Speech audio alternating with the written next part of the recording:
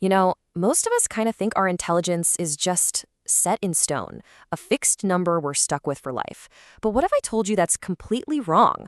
What if there were simple daily habits that could literally rewire your brain to make you smarter? Well, psychology says there are, and today we're going to break them all down. So let's just get right to it. Let's tackle the big question head on. Is your IQ actually fixed forever? It's this really powerful myth that so many of us believe. The idea that once you're done with school, that's it. Your intellectual potential is just locked in. But is that really true? Well, the research on this is crystal clear. That whole idea is a total myth. The reality, as you can see, is that our brain is way more like a muscle. It can grow. And look, true intelligence isn't about memorizing a bunch of facts. It's about upgrading the way you think. It's about the operating system itself. Okay, so where in the world do we even begin with something like that? We have to start right at the core. We've got to train the very engine that powers all of our thinking. It all kicks off with one single, crucial habit called cognitive control. And think of it like this.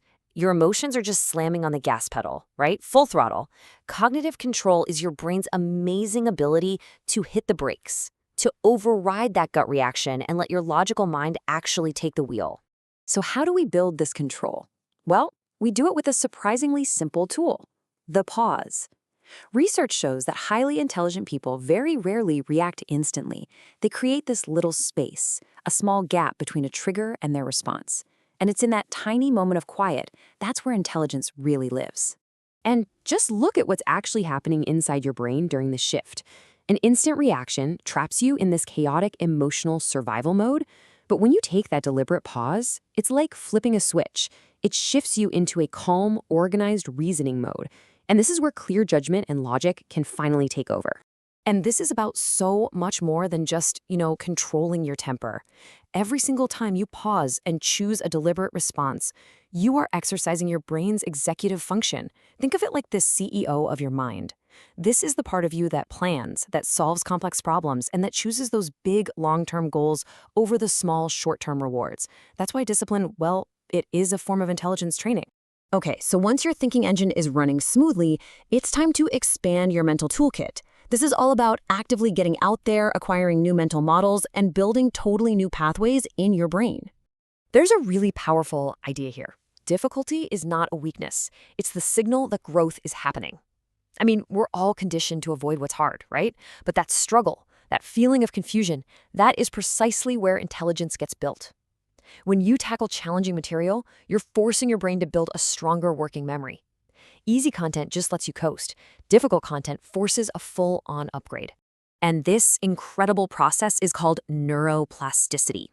When you really dedicate yourself to learning a complex skill, say a new language or an instrument, you are physically rewiring your brain. So just remember, those moments of confusion and frustration, that isn't failure. That is the physical sensation of your brain literally growing stronger.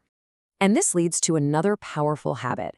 It's so easy to hide behind complexity, isn't it? To use jargon to sound smart, but true mastery is the exact opposite. It's the ability to achieve simple clarity. The act of explaining a complex idea simply, it forces you to organize your own thoughts and find the core logic. It's a real workout for your practical intelligence. So we've trained our engine and we've expanded our toolkit. The final piece of this puzzle is mastering our perspective. And this is all about self-awareness and mental flexibility. This final set of habits is really internal. It's all about how we look at our own thoughts, how we weigh our beliefs, question our assumptions, and just work on staying mentally flexible. The core concept here has a fancy name, metacognition, but all it really means is thinking about your thinking. It's the ability to step outside of your own head and examine your thoughts almost as if they were objects. This habit is what separates your ego from the search for what's actually true. And the master key to doing this is just a simple little shift in your thinking. Instead of defaulting to "I'm right," you just start by asking, "What if I'm wrong?" That one question. It throws the door wide open to curiosity and genuine learning. And the critical follow-up question is this one: what evidence do I have? This simple habit forces you to separate your feelings from the actual facts, to weigh the proof, and to start dismantling your own biases. It's the ultimate defense against false confidence. And finally, a huge part of this comes down to the words you use inside your own head. I mean, just notice the difference here. On one side, you have that chaotic, emotional language that just fuels stress. On the other, you have calm, neutral language that focuses on solutions. Simply changing your internal self-talk is a ridiculously powerful way to keep your reasoning brain online and in charge. So, to bring it all together, we've covered 3 key areas. First, it's about training your thinking engine by pausing to override your impulses. Second, it's about expanding your toolkit by embracing difficulty. And third, it's about mastering your perspective by questioning your own thinking and regulating your emotions. And really, the most important takeaway here is this. Intelligence isn't a lightning strike. It's much more like a seed. It grows slowly, quietly, and consistently. And it's nurtured by the daily practice of these small but incredibly powerful habits.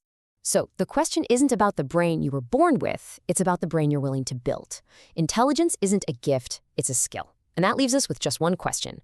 Which habit will you start training today?